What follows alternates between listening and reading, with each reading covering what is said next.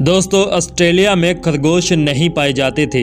یہ قدرت کا ایک فیصلہ تھا، لیکن پھر انسانوں نے فیصلہ کیا کہ وہاں خرگوش لائے جائیں۔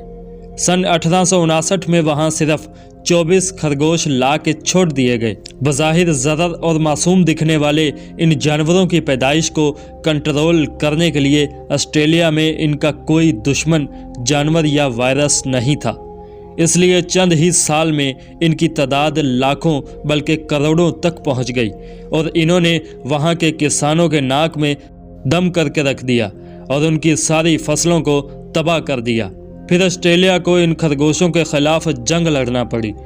یہ لوگ سال میں 20 لاکھ خرگوش مارتے تھے، لیکن خرگوش کی آبادی میں ذرہ برابر بھی کمی نہیں آتی۔ ان لوگوں نے خرگوش پروف باڈی ایجاد کی، زہر اور شکاری اور بندوقوں سے بھی کوششیں کی، لیکن ناکام رہے۔ مختلف طریقوں سے خرگوشوں کی آبادی ختم کرنے میں ناکامی کے بعد بالآخر ایک خطرناک وائرس چھوڑا گیا، جس سے 95% خرگوش تو مر گئے، لیکن باقی 5% وائرس بے اثر رہا اور دوبارہ آبادی بڑھنا شروع ہو گئی۔ آج بھی آسٹریلیا میں 20 کروڑ خرگوش موجود ہیں۔ یاد رکھو دوستو کہ آسٹریلیا میں اب خرگوش پالنا منع ہے، اور صرف تماشا کرنے والوں کو انہیں رکھنے کی اجازت ہے۔